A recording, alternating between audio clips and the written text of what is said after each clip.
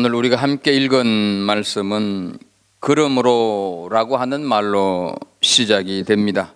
그러므로는 앞 문장과 뒤 문장을 이어주는 중요한 접속사입니다.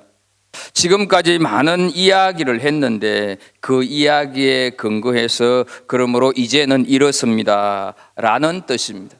따라서 오늘 본문 말씀을 이해하기 위해서는 본문 앞장의 내용을 좀 알 필요가 있습니다. 로마서는 1장부터 11장까지가 전반부, 12장부터 16장까지가 후반부입니다. 따라서 본문 앞의 내용은 로마서 1장부터 11장까지를 말합니다. 11장까지 어떤 내용을 말씀을 하고 있을까? 인간이 어떻게 구원받는 것인가에 대해서 여러 번 말씀을 하고 있습니다. 우리가 구원받는 것은 오직 하나님의 은혜이다. 내가 착한 일을 많이 해서 완전하게 되었을 때 구원받는 것이 아니고, 내가 율법을 열심히 지킴으로 완벽한 수행을 통해서 구원받는 게 아니고, 내가 무엇인가 하나님 앞에 많이 드려서 구원받는 게 아니고, 오직 하나님의 은혜로 구원을 받는다. 그렇다면 하나님은 어떠한 분이신가? 하나님은 사랑이 많으시고, 하나님은 은혜가 풍성하시고, 하나님은 우리를 불쌍히 여기셔서 하나밖에 없는 아들을 십자가에 내어주시고, 그분이 십자가에 피 흘려 돌아가신 바로 그 희생 때문에 우리는 값없이 구원을 얻게 되었다 하는 것이 로마서 11장까지의 내용입니다. 우리의 구원은 십자가의 죽음으로 아들을 내어주신 오직 하나님의 은혜로 구원받는 것이다 라고 말씀을 한 다음, 그러므로 구원받은 우리는 이렇게 살아야 합니다 하면서 시작되는 말씀이 본문 12장이다 하는 것이죠. 1절 말씀을 좀 보도록 하겠습니다. 그러므로 형제들아, 내가 하나님의 모든 자비하심으로 너희를 구원하노니 너희 몸을 하나님이 기뻐하시는 거룩한 산 제물로 드리라. 이는 너희가 드릴 영적 예배니라. 구원받은 자는 어떻게 살아야 할까? 하나님께서 기뻐하시는 산 제물로 우리의 몸을 드려야 한다 말씀을 하고 있습니다. 그것이 구원받은 자가 하나님께 드리는 합당한 삶, 영적 예배다 하는 것이죠. 작년 한 해 우리는 이 말씀을 가지고 팬데믹으로 자의반 타의반으로 식어진 우리의 예배를 회복하는 영적 예배자, 참된 예배자가 되기 위해 함께 힘써 왔습니다. 이제 올해는 여기에 머물지 않고 한 걸음 더 나아가고 한 걸음 더 성숙해 가야 하는데, 본문 2절은 구원받은 참된 예배자다운 삶을 일상에서 살아내기 위해서는 하지 말아야 할 것과 해야 할 것이 있다고 말씀을 하고 있습니다. 우리 같이 한번 2절을 좀 읽어봤으면 좋겠습니다. 함께 2절 말씀을 읽도록 하겠습니다. 너희는 온전하신 뜻이 무엇인지 분별하도록 하라. 구원받은 자가 세상을 살면서 하지 말아야 할 것은 이 세대를 본받지 않는 것이고, 해야 할 것은 마음을 새롭게 하여 변화를 받아 하나님의 뜻이 무엇인지를 분별하는 것입니다. 오늘은 첫 시간으로 하지 말아야 할 것인 이 세대를 본받지 않는 것에 대해서 공부를 해보도록 하겠습니다. 다들 우리가 사는 세상은 살만한 곳이라고, 우리가 사는 세상이 너무너무 좋다고 말을 하고 있는데, 왜 하나님께서는 오늘 우리들에게 이 세상을 본받지 말라고 할까? 여기서 오늘 본문 2절에서 이 세대는 곧 이 세상을 의미한다 합니다. 그런데 우리가 이 세대, 이 세상이 어떤 세대이기 때문에 구원받은 우리가 본을 받지 말아야 할까? 첫 번째로 이 세상은 절대 가치를 상대적 가치로 폄하하고 있기 때문입니다.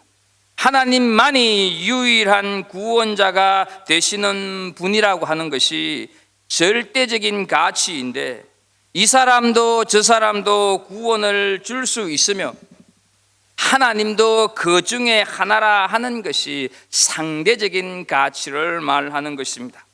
그래서 세상은 하나님을 무시하고, 그래서 세상은 하나님을 터부시하고 가정스러운 일들을 버젓이 자행하고 있다 하는 것이죠. 빌립보서 2장 15절 말씀을 보면 세상을 가리켜서 이는 너희가 흠이 없고 순전하여 어그러지고 거스르는 세대 가운데서라고 말씀을 하여서 세상을 가리켜서 어그러지고 거스러지는 세상이다 이미 낙인을 찍고 있습니다. 그런데요, 이 어그러지고 거스러지고 하는 이것을 현대인의 성경에서는 비뚤어지고 잘못된 세대라고 말씀을 합니다. 또 세번역 성경에서는 구부러지고 뒤틀린 세대라고 번역을 하고 있습니다. 우리의 이웃 나라인 호주는 이미 8년 전에 호주 역사상 최대 규모의 세계 무신론자 회의를 개최했었고, 하나님 없는 교회가 많이 생겨났습니다. 우리가 살고 있는 뉴질랜드 역시 2010년에 리차드 도긴스라고 하는 사람에 의해서 하나님은 없다 하는 이 문구를 벗어 양쪽 외부에 부착을 해서 광고했던 적이 있었습니다. 예수님만이 구원의 유일한 길이라고 하는 기독교의 진리를 절대 가치가 아닌 상대적 가치로 호도하고 있는 세상, 그래서 이 세상을 본받아서는 안 된다 말씀을 하는 것입니다. 두 번째로 물질이 우상이 되어 있는 세상이기 때문에 본받지 말라는 것입니다. 돈이면 모든 것이 다 가능하고, 돈 앞에는 법도 정의도 없는, 돈이 곧 힘이고 돈이 곧 법이고 돈이 곧 정의가 되어 버렸습니다. 참 안타까운 것은 젊은 학생들도 렌트비가 비싸다고 마음 맞는 남녀가 반반씩 렌트비를 부담하면서 동거하고 있는 것이 지금의 세상이다 하는 것이죠. 예수님께서는 마태복음 12장 39절과 16장 4절에서 이 세대를 가리켜서 악하고 음란한 세대라고 경고를 하고 있습니다. 신앙인도 예외는 아닌 것 같습니다. 많이 가지는 것이 축복의 징표로 생각을 하고, 신앙마저도 축복의 방법으로 생각합니다.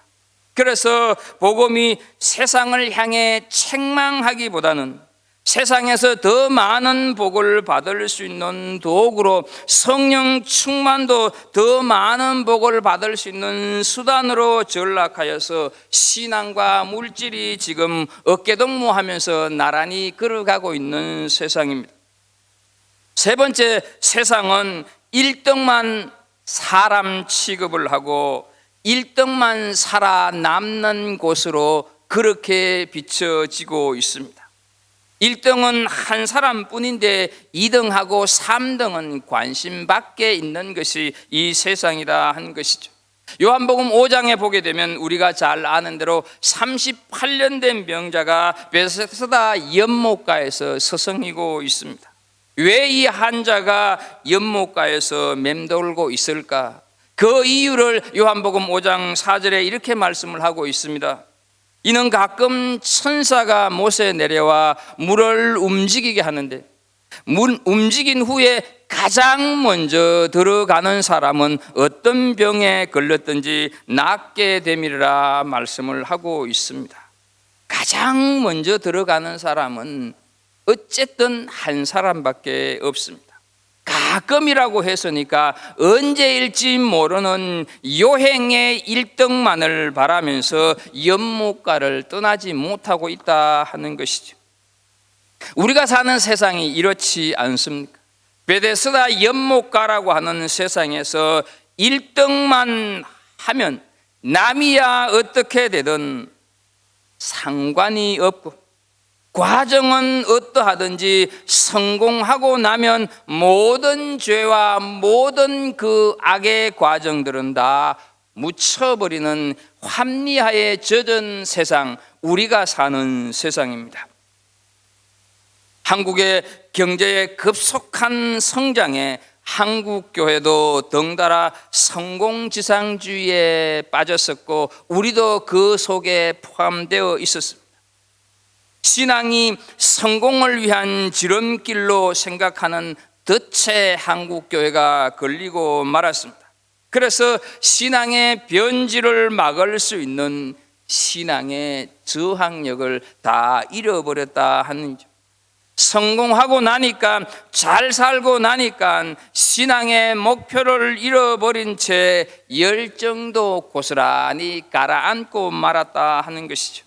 잘 살수록, 성공할수록 깨어 있어서 신앙의 본질에 충실하여서 성숙함을 이루어가야 할 그 힘을 다 소진하고 말았다 하는 것이죠. 만약 1970년대, 80년대 성공주의 신학, 적극적인 사고방식, 긍정의 힘, 이런 미국제 유사복음이 들어오지 않고 경건한 청교도 신앙을 한국 교회가 계속 이어받았다면, 교회 성장은 더디었을지 몰라도 교회는 지속적으로 성숙하며 그 영적인 힘이 세상에 미치는 영향력도 커져갔을 것인데, 이미 힘을 잃어버렸고 거기에 팬데믹이라고 하는 쓰나미가 덮치자 교회는 맥없이 무너지고 있는 오늘날의 현실입니다. 네 번째로, 쾌락이 선이 되고 재미가 능력이 된 세상입니다. 드라마, 영화 할 것 없이 재미있으면 그 드라마, 그 영화가 윤리적이냐 도덕적이냐 옳으나 틀리냐 이런 구분 판단 없이 그게 그저 선이 돼버리고 맙니다. 재미있는 사람이면 능력이 있는 사람으로 인정받는 세상입니다. 삶의 건강한 기준이나 원칙이나 이런 것 없이 그저 재미가 우선되고 있습니다. 그러다 보니 남녀 간의 불륜, 동성애, 마약 복용 이런 것들은 더 이상 부끄럽거나 죄가 아닌 평범한 일상이 되어가고 있는 세상, 이 세상이다 하는 것이죠. 그뿐 아닙니다. 교회도 마찬가지가 아닐까요? 그 설교가 복음적이냐, 십자가를 선포하고 있느냐 아니냐 상관이 없습니다. 재미있으면 좋은 설교, 은혜로운 설교가 되는 것입니다. 재미있게 설교하면 능력 있는 목사로 인정받습니다. 웃고 나면 아무것도 남는 것이 없는데도 말입니다. 예배도 성경 공부도 재미가 우선입니다. 예배나 성경 공부는 재미를 위해서 있는 것이 아닙니다. 시청률이 높으면 복음적인 방송이냐 아니냐 상관없이 방송을 하고 있습니다. 재미가 곧 선이 되고 있고 쾌락이 곧 선이 되어 가고 있는 세상, 그래서 이 세상을 본받지 말라 하는 것이죠. 우리가 사는 세상이 다 이럴진데, 우리가 혼자 산다고 한다면, 기도원에서 평생 산다고 하면 어쩌면 이 세상을 본받지 않을 수도 있을지 모릅니다. 그러나 우리의 현 주소는 세상 한가운데 있습니다. 세상 사람들을 만나야 하고, 그들과 장사를 해야 하고, 그들과 직장 생활을 해야 하고, 그들과 함께 학교 생활을 해야 합니다. 그들과 함께 살고 그들과 함께 호흡해야 합니다. 그런데 그들은 우리와 생각이 다르고 가치관이 틀립니다. 하나님이 없다고 하는 사람들은 당연히 자기가 중심, 자기가 우선인 사람들입니다. 여기에 우리 그리스도인들의 고민과 갈등이 있는 것 아니겠습니까? 이런 세상이니까 본받지 말라 하는 것이죠. 본받지 말라 할 때 이 본받지 말라 하는 것은 본을 삼지 말라, 기준을 삼지 말라, 원칙을 삼지 말라 하는 뜻입니다. 이 세대의 가치관, 이 세대의 가치관을 인생의 원칙으로 삼지 말라는 뜻이죠.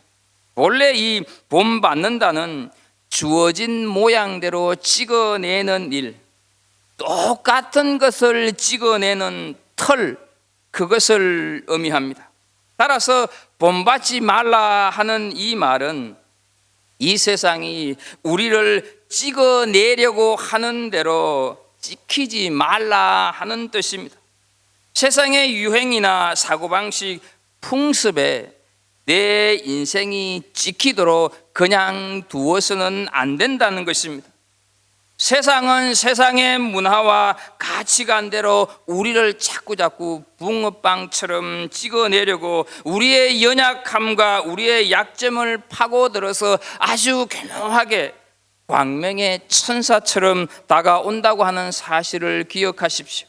그래서 베드로전서 5장 8절 말씀을 보게 되면 근심하라, 깨어라, 너희 대적 마귀가 우는 사자와 같이 두루 다니며 삼킬 자를 찾나니 말씀을 하고 있습니다. 우리가 가만히 있으면 자동적으로 세상의 가치관을 따르는 모양으로 찍히는 것입니다. 우리가 세상을 따르게 만들고 본받도록 하는 가장 큰 유혹이 어떤 것입니까? 그렇게 사는데 너만 유별을 아느냐? 좋은 게 좋은 것이 아니냐? 네가 그렇게 정직하게 산다고 이 세상이 달라지고 바뀌겠느냐? 이게 우리를 너무너무 유혹한다 하는 것이죠. 그러나 우리가 기억해야 할 것은 우리는 소속과 신분이 다른 사람들입니다. 질이 다른 사람들이다 하는 것이죠. 그리스도인이라고 하는 정품 브랜드의 가치를 지켜내야 할 사람들이 바로 우리들이다 하는 것이죠. 세상 속에 살지만 우리는 하나님의 백성, 세상 속에 살지만 우리 왕은 예수 그리스도, 우리의 통치자는 하나님이십니다. 우리가 본받아야 하고 따라가야 할 틀은 예수 그리스도다 하는 사실을 기억하십시오. 우리가 따라가야 할 틀은 세상이 아니라 예수 그리스도의 틀에 우리 인생이 찍혀져 가야 한다 하는 것이죠. 십자가의 틀에 내 삶이 날마다 찍혀가야 한다 하는 사실입니다. 여러분, 비행기를 타고 여행을 종종 하실 것입니다. 비행기 승객 중에는 어떻습니까? 채식주의자들에게는 반드시 채소류만 들어있는 기내식이 따로 제공된다고 하는 걸 여러분들이 아실 것입니다. 어때요? 채식주의자가 항공사 측의 정책을 바꾸었습니다. 세상이 채식주의자를 변화시키지는 못했었고 채식주의자가 세상을 바꾸었다 하는 것이죠. 마찬가지입니다.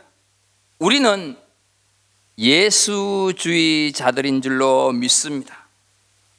따라서 그리스도인이 세상을 따라가서는 안 되는 겁니다. 우리가 세상을 본받는 것이 아니라 세상이 우리를 본받게 해야 하는 것입니다. 뉴질랜드도 마찬가지지만 한국도 복음이 처음 들어왔을 때는 교회가 사회를 바꾸었고 교회가 나라를 변화시켰습니다. 세상이 나라가 기독교 문화를 본받았다 하는 것이죠. 아마 우리들 중에는 풍금이나 피아노를 학교보다 교회에서 처음 접해 보신 분들이 많이 계실 것입니다. 여러분, 그때는 교회가 세상의 기준이었고 원칙이었습니다. 그런데 이제는 세상 문화와 가치관이 기준이 되고 말았습니다. 교회도 세상 문화와 가치관이 좋다고 쫓아가고 있는 그런 시대가 되어버렸다 하는 것이죠. 우리의 신앙이 세상 앞에, 우리의 신앙이 물질 앞에, 내 신앙이 성공 앞에, 내 신앙이 재미 앞에 무장해제되어 위험 신호인 빨간불이 켜졌다고 하는 것을 기억하십시오. 하나님은 요한 1서 2장 15절 16절에서 이 세상이나 세상에 있는 것들을 사랑하지 말라. 누구든지 세상을 사랑하면 아버지의 사랑이 그 안에 있지 아니하니 말씀하였소. 구원받은 성도라면 세상을 따르지 말라, 이 세대를 본받지 말라 분명하게 말씀을 하고 계시는 것입니다. 이 세상 속에 살아가지 마라 이렇게 말씀을 하는 것이 아니라 이 세상에 살되 세상을 본받지 말라, 다시 말해서 그리스도인답게 구원받은 자답게 거룩하게 살아라 하는 말씀입니다. 그런데요, 우리 같이 연약한 자들이 이 거대한 힘을 가진 이 세대를 본받지 않고 살 수 있는 방법이 도대체 있다고 생각을 하십니까? 그 방법이 분명코 있습니다. 그 방법은 다른 것이 아니라 복음의 능력이 가능하게 하는 줄로 믿습니다. 그렇다고 한다면 우리는 여기서 우리가 허구헌날 복음 하는데 복음이라고 하는 것이 무엇일까 다 알고 계시겠지만 복습하는 의미에서 로마서 1장 1절을 좀 보겠습니다. 로마서 1장 1절 말씀을 보게 되면 예수 그리스도의 종 바울은 사도로 부르심을 받아 하나님의 복음을 위하여 택정함을 입었으니라고 말씀을 하고 있습니다. 여기 이 1절 끝부분에 있는 하나님의 복음이라고 하는 이 표현은요, 헬라어로 유앙겔리온 이렇게 말을 합니다. 그런데 이 단어는 원래 신학적인 용어나 종교적인 용어나 우리 기독교의 단어가 아니었습니다. 이 단어는 전쟁에서 승리한 황제가 자신의 승리와 통치권을 선포하는 선언이었습니다. 그리고 전쟁에 이긴 부하들에게 나누어 주는 전리품을 뜻했습니다. 황제의 하사품을 받는다는 소식보다 군사들에게 더 기쁜 소식이 있겠습니까? 따라서 복음은 로마 황제를 의미하는 황제와 관련된 말이었습니다. 터키에서 BC 9년에 기록된 한 비문이 발견이 되었습니다. 그 내용을 제가 잠깐 읽어드리도록 하겠습니다. 우리 삶의 전부를 주장하며 우리에게 열정과 관심을 보이는 신의 섭리는 아우구스투스에게 가장 완벽한 인간 삶의 완성을 주었다. 신은 그를 인간의 유익을 주는 덕으로 충만케 했으며 그는 우리와 우리의 자손들을 위한 구원자로 보내심을 받은 사람이다. 그를 통해 전쟁이 그쳤으며 온 세상에 질서가 생겨났다. 그 신 아우구스투스의 탄생일은 온 세상을 위한 복음의 시작이었다. 이렇게 적혀 있습니다. 이처럼 당시 로마 사회에서 통용되던 지금 우리가 사용하는 말 복음 유앙겔리온은 로마서가 기록될 당시 최고 실세인 로마 황제를 칭하고 로마 황제를 묘사할 때 사용하던 단어였습니다. 그런데 바울 사도는 이 로마서를 기록하면서 서두에서 그 황제를 칭할 때 쓰이는 이 유앙겔리온 복음에 하나님을 넣어서 하나님의 복음이라고 선포하고 있는 것입니다. 로마서를 받아보는 수신자들은 다 로마에 살고 있는 그리스도인들이었습니다. 그 사람들의 귀에 대고 바울 사도는 그들에게 이미 익숙한 황제를 칭할 때 사용하는 말인 황제의 복음을 하나님의 복음이라 이렇게 확정하고 두 복음을 대조하고 있다 하는 것이죠. 무엇을 가르치기 위해서 이 두 복음을 대조하고 있는 것일까요? 당신들의 눈으로 보기에는 권력자, 사람을 죽이기도 하고 살리기도 하는 그 권력을 가진 황제가 진정한 복음처럼 보이지만 그 황제가 진정한 복음이 아니고 육신은 물론이거니와 영혼까지도 좌우할 수 있는 이 하나님께서 능력이고 이 하나님의 복음만이 우리가 믿고 우리가 영향을 받아야 할 가장 소중한 복음이라면서 황제의 복음과 하나님의 복음을 대비하고 있다 하는 것이죠. 또 한 곳 로마서 1장 4절 말씀을 보게 되면 성결의 영으로는 죽은 자들 가운데서 부활하사 능력으로 하나님의 아들로 선포되었으니 곧 우리 주 예수 그리스도시니라 이렇게 바울 사도가 고백을 하고 있습니다. 여기 곧 우리 주라고 하는 표현도 이 주라고 하는 표현도 당시의 최고 권력이었던 황제를 가리키는 표현이었습니다. 그런데 바울 사도는 우리 주라고 하는 표현 다음에 예수 그리스도를 넣음으로 말미암아 우리가 진짜로 주인 삼아야 하는 내 인생의 주인은 겉으로 보기에 권력을 가진 황제가 아니라 예수 그리스도다 하는 것을 분명하게 우리에게 알리고 있다 하는 것이죠. 자, 그런데요, 이렇게 대조하고 이렇게 대비하는 것이 어디 그때뿐일까 하는 것이죠. 오늘 우리의 시대도 그대로 적용되고 있지 않습니까? 앞에서 말씀드린 대로 온통 이 세상은 권력, 물질이 황제가 되어버린 세상입니다. 돈이 신이 되어 있는 세상입니다. 세상에서 돈으로 안 되는 것이 과연 얼마나 있을까요? 돈으로 해결 안 되는 것이 있다고 하면 안 되는 것이 아니라 돈이 모자랄 뿐 아니겠습니까? 돈이 세상을 죽이기도 하고 살리기도 하고 돈이 우상이 되어 있습니다. 이렇게 황금 만능주의, 권력 만능주의에 빠져 있는 이 세상을 살아가는 우리 그리스도인들도 자칫하면 그 영향력 아래에 있을 수밖에 없다 하는 사실이죠.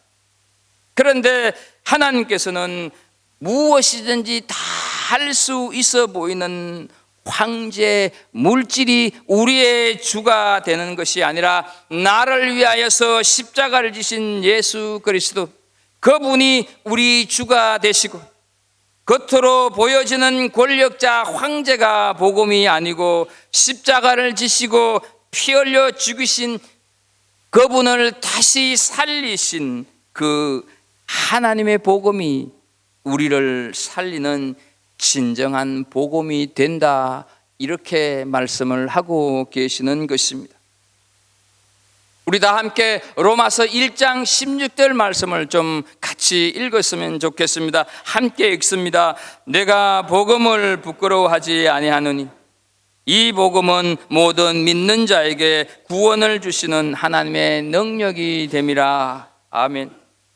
여기에 복음 대신 예수 그리스도를 넣어서 한번 읽어보겠습니다. 내가 예수 그리스도를 부끄러워하지 아니하노니 이 예수 그리스도는 모든 믿는 자에게 구원을 주시는 하나님의 능력이 됨이라. 믿으십니까? 무슨 뜻입니까? 결국 예수 그리스도가 복음이고 그 복음이신 예수 그리스도가 곧 모든 믿는 자에게 구원을 주시는 하나님의 능력이 된다, 이렇게 말씀을 하고 있는 것이죠. 그래서 우리는 이 예수 그리스도 하나님의 복음의 능력을 가졌기에 이 세대를 본받지 않고 살아갈 수 있는 힘이 우리에게 주어졌다 하는 사실입니다. 우리는 복음이신 예수 그리스도가 능력이다 하는 사실을 우리가 살아가는 삶의 현실 속에서 결코 잊지 말아야 하는 것은 물론이거니와, 복음이신 예수 그리스도가 능력이라고 하는 것을 우리 삶의 방법으로 자꾸 작동시켜 나가야 할 필요가 있습니다. 복음은 결코 이론이 아닙니다. 복음은 능력입니다. 따라서 우리가 믿는 복음, 이 복음에 하나님의 능력이 나타나도록 살지 않는다고 하면 이 복음은 종이 호랑이에 불과하다 하는 것이죠. 복음이 능력이라는 것을 바울 사도는 본인이 쓴 바울서신 여러 곳에서 말씀을 하고 있습니다. 한 곳만 더 보겠습니다. 고린도전서 1장 18절을 보게 되면 십자가의 도가 멸망하는 자들에게는 미련한 것이요 구원을 받는 우리에게는 하나님의 능력이라. 사랑하는 우리 성도 여러분, 오늘 우리 삶 속에서, 내가 살아가는 삶 속에서 십자가가 이렇게 미련한 것으로 전락해 있는 삶은 우리가 살아가고 있지 않느냐 하는 것이죠. 복음은 능력인데 우리가 그 능력을 드러내는 삶을 살지 않으면 말로만 복음 떠들고 주여 주여 하고 다녀도 우리 안에 있는 복음은 그냥 그저 그림의 떡에 불과하다는 사실입니다. 그 복음 가지고는 세상을 이기지 못한다 하는 것이죠. 목사인 저를 비롯하여서 우리 모두는 정말로 입으로만 복음을 말하고 있기 때문에 복음의 능력은커녕 초라하고 부끄러운 복음으로 만들어버리지 않았느냐 하는 것이죠. 복음이라고 하면서, 복음의 능력을 내가 알고 있다고 하면서, 사랑하면서도 조금도 손해보지 않으려고 하고, 한 줌도 안 되는 것도 내려놓지 못하고 벌벌 떨면서 살아가고 있는 것이 저와 여러분의 삶이 아니라고 말을 할 수가 있겠습니까? 이게 세상을 본받고 사는 모습 아니냐 하는 것이죠. 하나님께서는 말만 앞세우면서 다툼과 분쟁을 일삼았던 고린도 교회에 바울 사도를 통하여서 아주 따끔한 일침을 내려놓고 있습니다.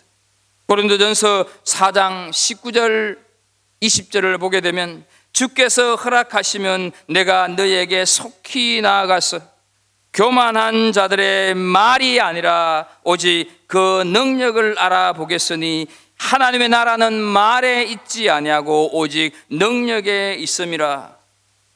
사랑하는 성도 여러분, 우리 모두는, 우리 한 사람은 이 말씀 앞에 정말로 찔림이 있어야 할 것입니다.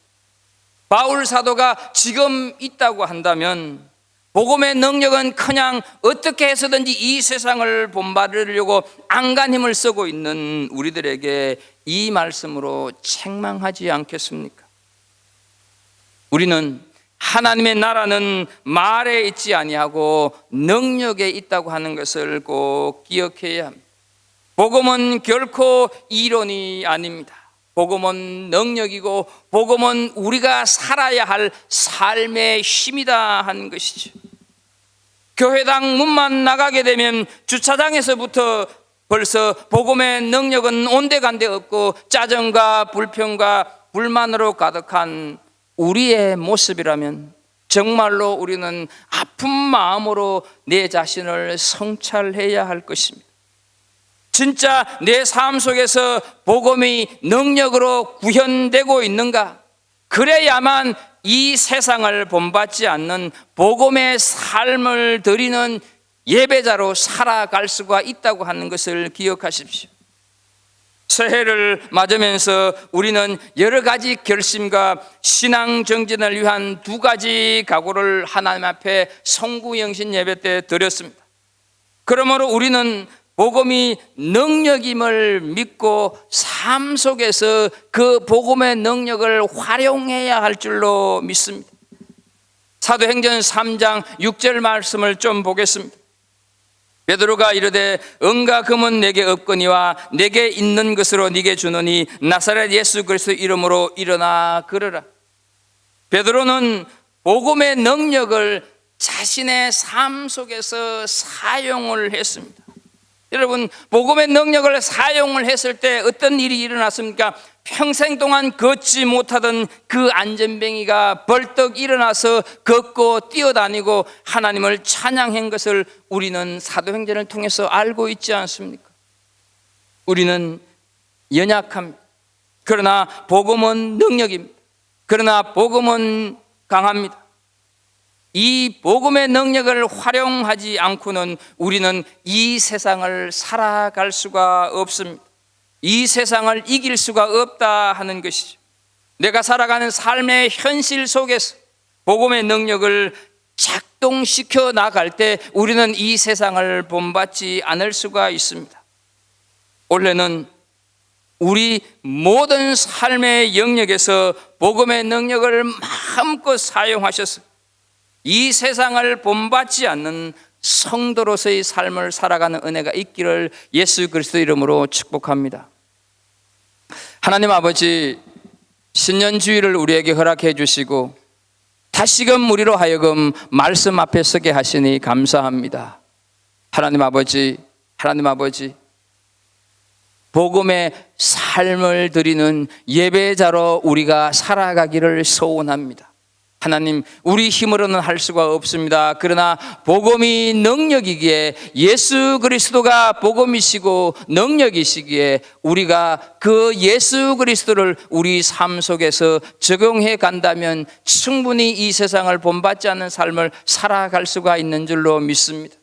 갈보리 교회 우리 모든 성도들이 진실로 이 복음의 능력을 삶의 자리에서 실천하는 복된 성도들 다 되게 하여 주옵소서. 예수님의 이름으로 기도합나이다. 아멘.